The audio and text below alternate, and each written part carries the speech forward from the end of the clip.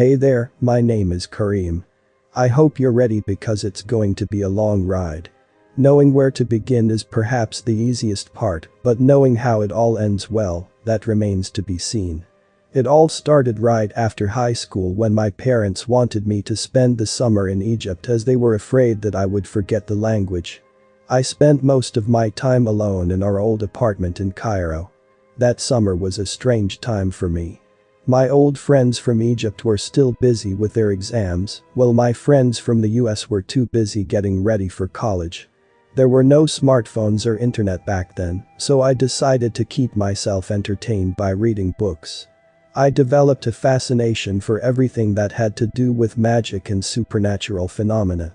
Fortunately, I didn't live that far from an antique book market. All the vendors there knew me by name and would always give me a first look into any new books they came across. One day while I was there, Said, one of the vendors, called my name while I was walking by his store. "Mr. Karim," he shouted, "I just received a shipment of the kind of books you like." I quickly walked towards him as he took my hand and pulled me into the store. "I just got those while I was visiting my family down in Minya," he continued. The man who owned them passed away and his children were selling off his belongings. I was definitely intrigued by what I've heard, as southern Egypt, where Minya is located, is well known for its sorcerers and fortune tellers. I wasn't impressed by the collection as I already owned most of the books in it. However, one book in particular caught my attention as I was sifting through one of the piles. It didn't have a title and it looked very old, with an all-red cover. I saw that it was handwritten as I was flipping through its pages. There was no mention of an author in its preface. "I'll take this one," I told Said. I put the book with the rest of my collection and continued on with my reading list for that summer. I eventually decided to attend university in Cairo. Every morning, I would wake up at around 6 a.m. and take a quick run around my neighborhood. After I'm done with my run, I would take a quick shower and have breakfast before going to college. I didn't forget about my books, as I made sure to read for at least 2 hours until I fall asleep. I took special interest in the Red Book. I don't know what it was about this book that pulled me in so much. It talked about magic, demons, spells, hexes, and summoning jinn like all the other books I read. But I felt as though the writer respected his readers enough to put everything as clearly and as concisely as possible, without too much exaggeration. I noticed that different words and numbers appeared at the bottom of every other page. I didn't know what they meant, but I repeated them as I was reading through the chapters. The next morning, I started my normal routine. As I started my morning run, I noticed a black cat sitting next to the building's main door. I ignored it and went on with my run. Around halfway through, I noticed another black cat staring at me. I didn't know if it was the same one from earlier, but it didn't seem strange to me as Cairo is full of stray cats. As I was walking back home, I saw that the cat had decided to lie down on the roof of my car, but quickly got off as I went back inside my building. I continued reading the Red Book when I got home from school. As I was reading through it, I was distracted by a movie that was being shown on TV. I started getting thirsty around halfway through it, but I didn't get a glass of water because I was afraid I would miss a pivotal scene. Once I was finished with the scene that I was watching, I turned around and found a glass of water sitting next to me. Wait, did I get up to grab a glass of water and forgot about it? I remember thinking to myself. I drank the water and continued watching the movie. I then got a call from my friend, Ahmed, who was calling to talk to me about a personal matter that we've been discussing. We spoke for more than an hour. Eventually, I told him to hold on while I make myself a cup of tea. He asked me to wait as we were discussing an important point and he wanted to finish what he was saying. After we hung up, I tried to get up only to find a cup of tea sitting next to me. When did I make this tea? Did I make it before sitting down? Or did I make it during the movie and forgot about it? I put my hand on the glass. And the tea was still hot. I drank the tea and finished watching the movie. When I got up the next morning, I just went on my morning routine.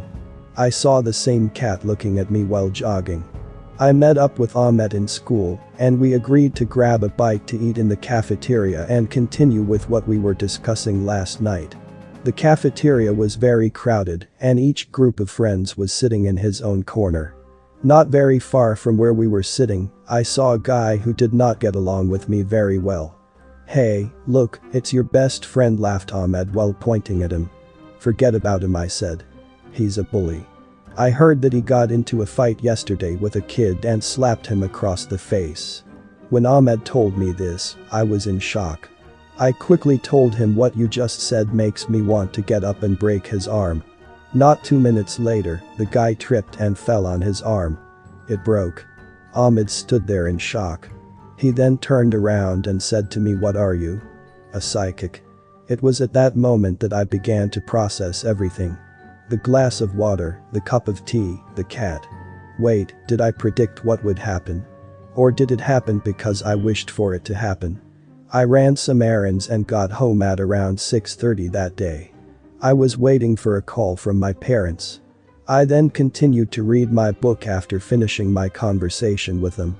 I began to come across a specific name, Emerald. All the author said about her was that she was a queen in her tribe. She was from a tribe from what he called heavenly jinn. Around 9:30 p.m. that night, I got up to make a cup of tea. But by the time I came back, something strange happened. I saw a woman looking out of my bedroom window. She was extremely beautiful. With long black hair, narrow eyes, cherry red lips, a small pointy nose and rosy cheeks. She was around my height, maybe a bit taller. I stood there with a look of absolute shock on my face. She came closer to me. "Don't be afraid," she said. I was eventually able to gather up enough strength to speak. "Who are you? What are you doing here? And how did you get in?" She said, "I'm Emerald." I began to think about the woman from the book. "I still don't know you," I said. "Yes, you do. You're the one who summoned me." "I didn't summon anyone," I replied. She said, "Yes, you did summon me from this book." I finally knew what those strange names and numbers on the bottom of every other page meant. It was a summoning talisman. A million thoughts ran through my head. "I won't hurt you," she said. "I've been with you from the beginning. And I've been trying to leave signs for you to notice me. But eventually there was no other way for me to show myself to you than in human form." "What signs?" I asked. "The glass of water, the cup of tea, your friend with the broken arm, and let's not forget about the cat." It all finally made sense. "What do you want?" I asked. "I don't want anything," she answered. "It's you who wants. You want to know more, don't you?" I stared at her in silence. She told me to have a seat. I sat down on my bed. "You want to know more," she continued. "You want to learn, don't you?" I shook my head in agreement. "Well, I'll teach you." "How are you going to do that?" I asked. "Leave the details to me, all in due time. Just hold on to this. And I'll be with you. And always remember to look for the cat." As she walked away, I was in utter shock. What just happened? Am I in a dream? Hold on to what? As I turned around, I saw a big ring on my bed. I laid down and started thinking about what just happened. Should I learn? Should I tell her to leave me alone?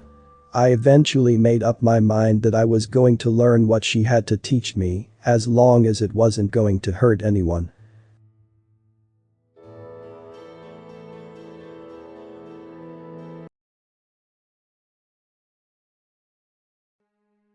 I got on with my routine as usual the next morning. I met up with Ahmed in the cafeteria. "Nice ring," he said. "Let me try it on." As he grabbed the ring and put it on his finger, I heard him screaming while taking the ring out of his hand and tossing it on the floor. "What the hell is this? What is this ring made of? What happened?" he asked. The moment that I put it on, I felt as though my finger was on fire. I brushed it off and told him not to worry about it and that it was probably just an allergic reaction. We went out to visit a sick friend after school. After returning home, I waited for her to show herself, but nothing happened. I then remembered the ring. And that I took it off when I was washing my hands before dinner. I put it back on. I want to see you, I said. A few minutes later, I felt a cold breeze. I then looked up to find her walking into the living room. "How are you?" she asked. "I'm good. Are you ready?" "I am. Please make sure not to give the ring to anyone again so that they don't get hurt." "All right, where are we going?" "And how we're going to get there." "Like this," she said. She put her hands over my eyes as I felt a rush of hot wind overwhelm me. When she took her hands away, I found myself standing in an endless desert. "Where are we?" I asked. "We're in a city," she said. "And where's the city?" "It's in my world." I stood there speechless. "Well, don't you want to learn?" "Yes," I nodded. "You're one of the very few humans who has had the privilege to come here. You came here in peace and you shall leave here in peace. No one can come here without our permission.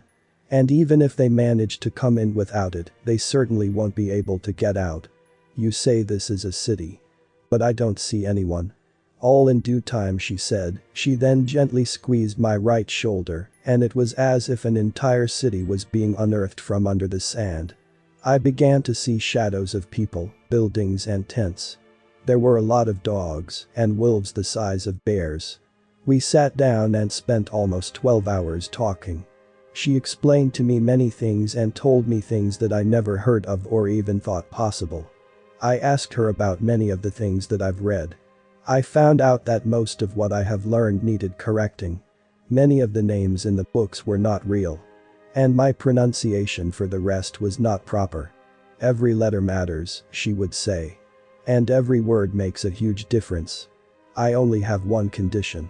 You can learn as you want, but you are not allowed to teach what you've learned.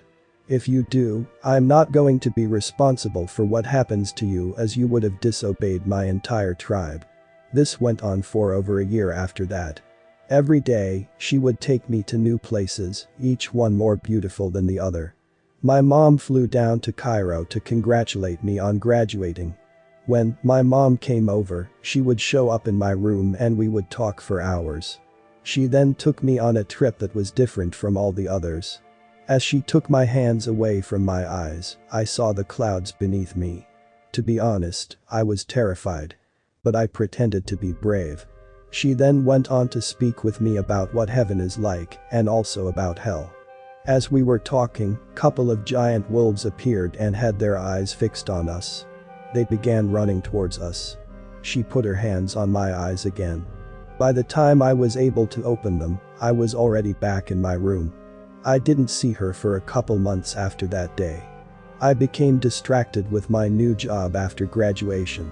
One day as I was walking home from work, I saw a black cat in front of my building.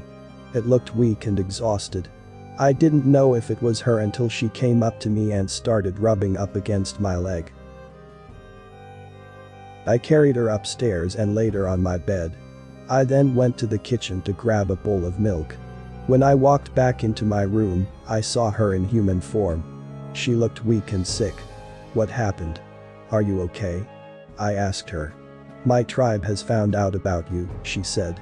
"They're not happy that I'm teaching you about our world, so they banished me. I came to tell you to be careful. And remember what I told you." A month later, I got a call from my friend Ahmed asking for my help about a personal matter. It was his sister. She just got married and she's been having problems that could not be explained with medicine. "Please come over," he said. "I know you're very spiritual, so maybe you can come over and read a few Quranic verses or see what's wrong with her." "Are you insane?" I replied. "I've never done something like this before in my life. Please, just one visit. I already spoke to her and her husband and they're expecting to hear from you." I didn't know what I was getting myself into, but I didn't want to let my friend down. As we walked in, the husband welcomed us. Ahmed's sister walked into the room shortly thereafter. She gave me a strange look and took a couple of steps back. After that, she came and shook our hand and sat down next to me. The entire time, I remember thinking to myself that something was off. I began reading Quranic verses under my breath. Not a minute later, she got up and walked away from us without saying anything. Ahmed asked her to come back, but she didn't answer. Then her husband got up, walked towards her and grabbed her arm. She then pushed him back violently, as Ahmed was also getting up to help the husband to restrain her. She was looking straight at me and repeating the same thing over and over again. "We welcomed you into our world and this is how you repay us. We opened our home for you and you want to burn me?" A voice came out her saying. It was a bit unsettling as this was the first time that I've ever spoken to one of them without Emerald being there. "What are you doing here?" I asked. "We welcomed you into our world and this is how you repay us," he repeated. "What do you want from her?" "I'm doing this against my will," he replied. "Someone has cast a spell to torture her and make her lose her sanity. The sorcerer bound me to her. Please just let me leave. Banish me, but don't burn me." I began reading the verses louder and louder. I heard loud screams from her, or should I say him, as I was reciting. The screaming then suddenly stopped and the girl came back to consciousness. "I thought you said you didn't do this kind of thing," asked Ahmed. "I don't, this is the first time I've ever done it. When I was walking back home, it felt as if something was constantly watching me. I didn't know what it was, but I definitely felt it. As I got home and entered my bedroom, I saw someone standing there, wearing all black with a hoodie that covered his entire face. "Don't be afraid," he said. "I'm not," I replied. "I'm not here to hurt you. I just need you to come with me." "Where to?" "We're going to see Emerald." Before I could finish, I found him running towards me and putting a black bag on my head. As he took it off, I found myself in this strange place, with Emerald sitting there. "Finally, it's been such a long time," I said. She smiled at me and said, "I hope you remembered what I taught you." "What's this all about?" I asked. "Oh, this was a test for you. My family agreed to give you access only to some knowledge. But they were afraid that you wouldn't keep it a secret.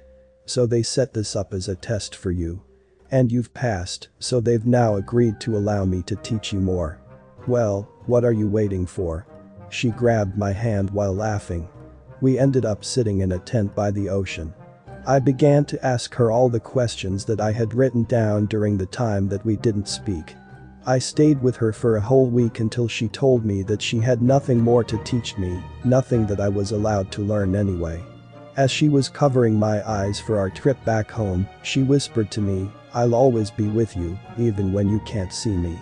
As time went by, I decided to travel abroad for work. Don't worry. This isn't the end of the story. It's just the beginning.